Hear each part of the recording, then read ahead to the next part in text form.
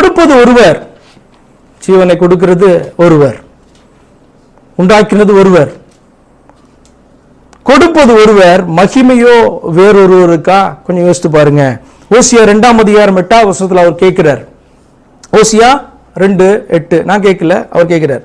ஓசியா 2:8, தனக்கு நான் தானியத்தையும் திராட்சை ரசத்தையும் எண்ணெயையும் கொடுத்தவர் என்றும், தனக்கு நான் வெள்ளியையும் பொன்னையும் பெருக பண்ணினவர் என்றும் அவள் அறியாமற் போனாள். அவைகளை அவர்கள் பாகாலுடையதாக்கினார்கள். நல்லா கவனிங்க, என்ன தெரியுமா ஆண்டவர் சொல்றாரு? உனக்கு கொடுத்ததெல்லாம் நான், உனக்கு செய்ததெல்லாம் நான், உனக்காக இறங்கி வந்தது நான், உன்னை நேசித்தது நான், அனாதி சிநேகத்தால் உன்னை நேசித்தது நான், உனக்காக இறங்கி வந்து சிலுவையில் மரித்தது நான், உன்னோடு கூட இருக்கிறது நான், உன்முகம் என்னை நோக்கி திரும்புமா என்று சொல்லி பார்த்து கொண்டிருக்கிறவர் நான். ஏனென்று சொன்னால் உன்னை ரட்சிக்க என்னால் மட்டும்தான் முடியும். எல்லாம் செய்யறதெல்லாம் அவரு, ஆனா மகிமையும் வேறொருவருக்கு. இதெல்லாம் அது செஞ்சது, அது செஞ்சது, பாகால் செஞ்சது. கிறிஸ்தவன் சொல்ல மாட்டான் பாகால் செஞ்சதுன்னு. இயேசு தனியா பண்ணல, அவரோடு கூட 2 பேர் சேர்ந்து என்ன பண்ணாங்க, இன்னொரு மனிதனை பயன்படுத்தி அவர் செய்தார். நல்லா கவனிங்க, ஆண்டவர் இந்த வார்த்தை என்ன சொல்றாரு? தனக்கு நான் தானியத்தையும், தானியத்தை கொடுத்தது அவர் தான், திராட்சை ரசத்தையும் எண்ணெயும் கொடுத்தவர் என்றும், இதெல்லாம் செய்தவர் நான் என்றும், தனக்கு நான் வெள்ளியையும் பொன்னையும் பெருக பண்ணினவர் என்றும் அவள் அறியாமல் போனாள். அவளுக்கு தெரியல, ஆத்துமாவுக்கு தெரியலன்னு சொல்றாரு. உன்னை அலங்கரிக்கிறது, ரட்சிப்பினால் அலங்கரிக்கிறது, உனக்கு நீதியின் வஸ்திரத்தை உடுத்துவது, உனக்கான வழியை, ரட்சிப்பின் வழியை ஏற்படுத்துவது, உன்னை சஸ்டைன் பண்றது, உன்னை காக்கிறது, உன்னை கொண்டு போய் சேர்க்கிறது எல்லாமே நானு. ஆனா நீ கொடுக்கிற மகிமையோ வேறையா இருக்கான். அவர் என்ன தெரியுமா சொல்றாரு? அவைகளை அவர்கள் பாகாலுடையதாக்கினார்கள்.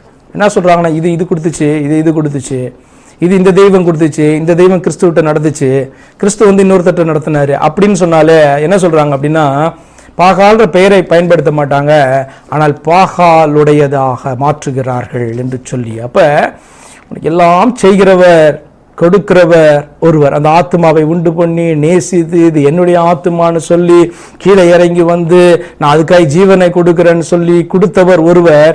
மகிமை வந்து வேற எங்கேயோ போயிட்டு இருக்குது. அதுதான் அந்த வசனம் சொல்லுகிறது. அவர் இதை விசாரியாமல் இருப்பாரோ நினைக்கிறீங்களா? இதை கேட்க மாட்டாருன்ட்டு, கண்டுக்க மாட்டாருன்ட்டு. எசேக்கியேல் 34:10-12, 10-12 வரைக்கும் அவர் பேசுகிறார் பாருங்க. எசேக்கியேல் 34:10-12.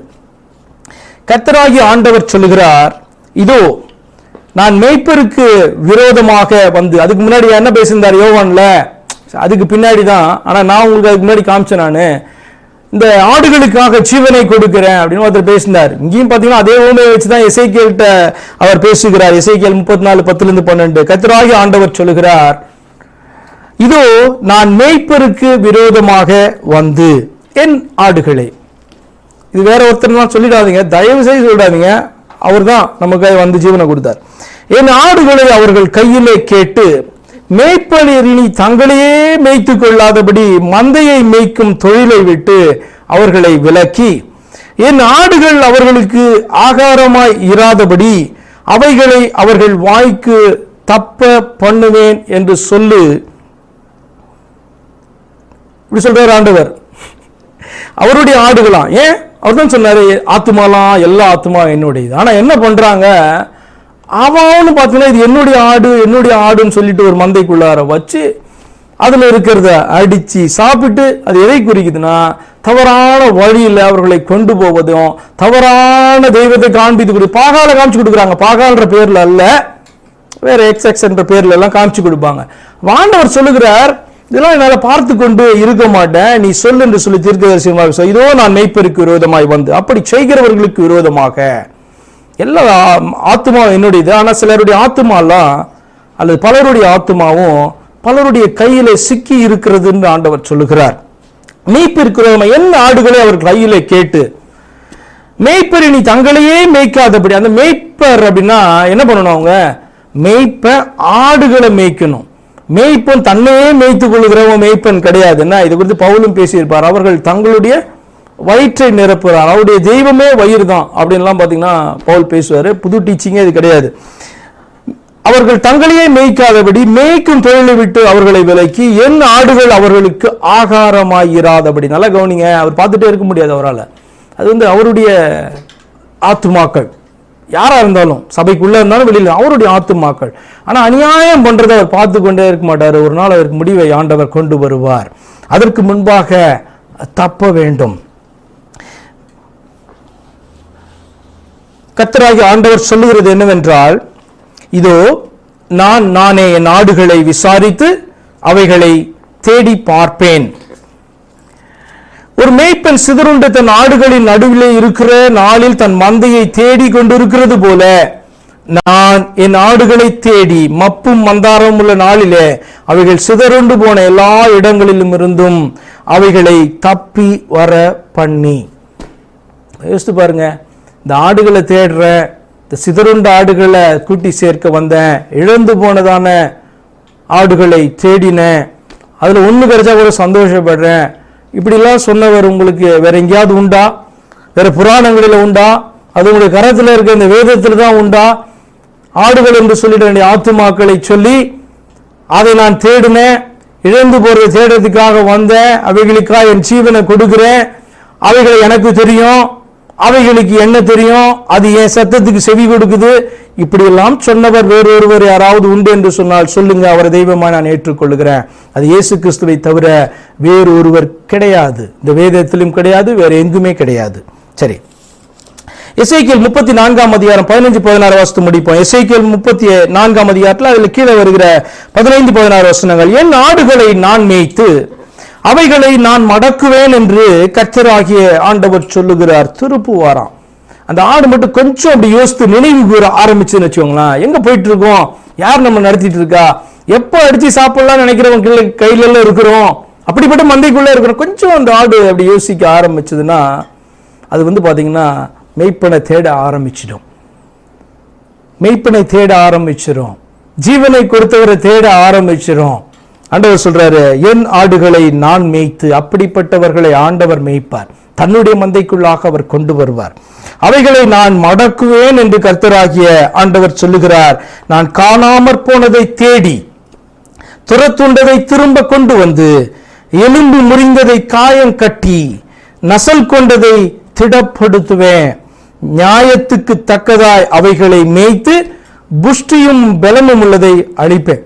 என்னடா இப்படி சொல்லிட்டு கடைசியில் இப்படி முடிச்சிட்டாரு அப்படி பார்த்தீங்கன்னா, புஷ்டியும் செழுமையுமா இருக்குது அப்படின்னா என்ன அர்த்தம்னா, அது வந்து பார்த்தீங்கன்னா பக்கத்தில் இருக்கிறதெல்லாம் அடிச்சு அது வளருதுன்னு அர்த்தம். இங்கே புஷ்டியும் செழுமையும் அப்படின்னு சொல்றது, இது வந்து நல்ல ஆடுகளை குறிக்கல, ஆடுகளை போல இருக்கு, நல்ல புஷ்டியும் செழுமையுமா இருக்கு, கொழுத்து இருக்குது. ஆனால் வந்து பிரச்சனையே இதுதான். ஆக்சுவலா மேய்க்கிறதற்கும் சரி, அல்லது தன்னுடைய புய பலத்தினால வளருகிறதும், தனக்கான வழிகளை தெரிந்து கொண்டும் ஓடுகிறது. ஆனா ஆடை போல என்ன பண்ணுது, அது உள்ள காணப்படுது. ஆண்டவர் சொல்றார், நசல் கொண்டது எலும்பு முறிந்ததை கொண்டு வருவாராம், நசல் கொண்டதை கொண்டு வந்து திடப்படுத்துவாராம், நியாயத்துக்கு தக்கதாய் அவர்களை மேய்ப்பாராம், ஆனா புஷ்டியும் பலம் உள்ளதை அழிப்பாராம். அப்படின்னா ஏதோ ஒரு முக்கியமான காரியத்தை ஆண்டவர் பேசுகிறார். அறியாத ஜனங்களை ஆண்டவர் உள்ள கொண்டு வருவார். கொஞ்சம் அவர்கள் ஆண்டவரை நினைவு கூற ஆரம்பிச்சுட்டாங்கன்னா, தான் யாரு அப்படின்னு சொல்லி கொஞ்சம் நினைக்க ஆரம்பிச்சுட்டாங்கன்னா, தன்னுடைய மேய்ப்பனை அவர்கள் கண்டுபிடித்து விடுவார்கள். தனக்காய் ஜீவனை தந்ததான, தன்னுடைய ஆத்மாவை நேசிக்கிற ஒருவர் உண்டு, தன்னுடைய ஆத்மாவுக்கு விடுதலைக்கான வழி ஏற்படுத்தின ஒருவர் உண்டு என்று சொல்லி அந்த மேய்ப்பனை அவர்கள் கண்டுபிடிச்சிருவாங்க. எப்படிப்பட்டவங்களா காணப்படலாம், பயங்கர பாவிகளாய் கூட காணப்படலாம். கொஞ்சம் நினைவு கூறுதல் உண்டாகும் என்று சொன்னால் அதை ஆண்டவர் நிச்சயமாய் கொடுப்பார். உண்டாகும் பொழுது அவர்கள் தங்களை தாழ்த்தி ஒப்பு கொடுத்துட்டாங்க அப்படின்னு சொன்னா, ஆண்டவர் சொல்றார், நான் அவைகளை மடக்குவேன், என் மந்தைக்குள்ளாக நான் அவைகளை கொண்டு வருவேன், காணாமற் போனதை துரத்துண்டதை திரும்ப கொண்டு வந்து, அது எலும்பு முறிஞ்சிருந்தால் நசல் கொண்டதா இருந்தால் நான் அதை சரி பண்ணுவேன், காயம் கட்டுவேன் அப்படின்னு சொல்றார் ஆண்டவர். நானே அதை மேய்ப்பேன் என்று சொல்கிறார். ஏன் தெரியுமா? அவர் அந்த ஆத்துமாவை உண்டு பண்ணினவர், நேசிக்கிறவர். அப்படி இருக்கும்போது இந்த ஆத்துமாவும் நினைவு கூர்ந்து அவரை நேசிக்க வேண்டும், அவரை மட்டுமே நேசிக்க வேண்டும், அவரை ஆராதனை செய்ய வேண்டும், அவருக்கே கனத்தையும் மகிமையும் கொடுக்க வேண்டும். இது மிக மிக முக்கியமான காரியம். நீங்க மயில்கள் இந்த டான்ஸ் ஆடுறதை பார்த்துருக்கீங்களா? தோகை விரித்து டான்ஸ் ஆடும் பார்த்துருக்கீங்களா? அது எதுக்கு ஆடுது தெரியுமா? மழை வந்தா ஆடும். இல்லை என்று சொன்னால் தன்னுடைய பேரை அட்ராக்ட் பண்றதுக்காக மயில் டான்ஸ் ஆடும். ஒரு ஒரு ஒரு ஆண் மயில் அந்த பெண்மையில ஈர்ப்பதற்காக தோகையை காமிச்சு அவ்வளவு அழகா ஆடி அட்ராக்ட் பண்ணுதான். நம்முடைய ஆண்டவர் நம்முடைய ஆத்மாவை மீட்டவர், அது என்னுடைய ஆத்மா அப்படின்னு சொல்லுகிறவர். அப்ப அவர் சொல்லுகிறார், நான் நயம் காட்டி அழைப்பேன் அப்படின்னு சொல்றாரு. வசனம் அப்படி காணப்படுதா இல்லையா? அழைக்கிறாராம். தான் யாருன்றதெல்லாம் என்னென்ன விதத்தெல்லாம் காமிச்சு என்ன கூப்பிடுறாரு, அதுவும் வரமாட்டேன், வேற எங்கேயோ ஓடுது. இந்த மயிலுக்கு இருக்கிறதான அறிவு, இந்த மிருகங்களுக்கு இருக்கிறதான அறிவு பாருங்க, அதை அட்ராக்ட் பண்றதுக்கு என்னெல்லாம் பண்ணுகிறது, ஈர்ப்பதற்கு என்னெல்லாம் பண்ணுது. ஆண்டவர் என்னென்னமோ பண்ணி கூப்பிட்டாலும் அது வேற பக்கத்துல ஓடுது, அங்க ஓடுது, இங்க ஓடுது. நான் திரும்பவும் சொல்லுகிறேன், அவர் உங்கள் ஆத்மாவை உண்டு பண்ணினவர். அவர் எல்லாருடைய ஆத்மாவை உண்டு பண்ணின அவர் எவ்வளவாய் அதை நேசிப்பார் தெரியுமா? அதை ஒருவன் பட்சித்து போடுகிறது போது அவருக்கு எவ்வளவு கஷ்டமா இருக்கும் தெரியுமா? அந்த ஆத்மாவுக்காக ஜீவனை கொடுத்தவர் அவராய் இருக்கும் பொழுது ரட்சிக்கப்பட்ட ஆத்மா கூட, சத்தியத்தை எப்படியோ தெரிஞ்சு ரட்சிக்கப்பட்டு வந்த ஆத்மா கூட அவருக்கு கொடுக்க வேண்டிய கனத்தை கொடுக்காம, அவரை யோசிக்காம, தியானிக்காம, நினைவு கூறாம இருக்குது அப்படின்னு சொன்னா என்ன சொல்றது அந்த ஆத்மாவை? இன்னைக்கு உங்களுக்கு கிடைக்கிறதா செய்தி என்னன்னா, நினைவு கூர்ந்து பாருங்கள். உங்களை உண்டாக்கினவர் யார் என்று நினைவு கூர்ந்து பாருங்கள். அவர் உங்களுக்காக என்ன செய்து உங்களை மீட்டெடுத்தார், உங்களுடைய மீட்பை நினைவு கூர்ந்து பாருங்கள். அவரை நீங்க நினைவிலே வைப்பீர்கள் என்று சொன்னார். அதான் வேதம் சொல்லுகிறது, கிறிஸ்துவின் சிந்தை உங்களுக்குள் இருக்க கடவுது என்று சொல்லி அவரை நினைவில வைப்பீர்கள் என்று சொன்னார். ஒரு தவறான பாதையில ஓடும்போது, டிசிஷன் எடுக்க முடியாம இருக்கும் பொழுது நீங்க அவரை நினைவு கூறுவீர்கள் என்று சொன்னால் உங்களோடு கூட அவர் பேசுவார். நீ போகிற பாதை தவறு என்று சொல்லி அவர் உங்களுக்கு உணர்த்துவார்.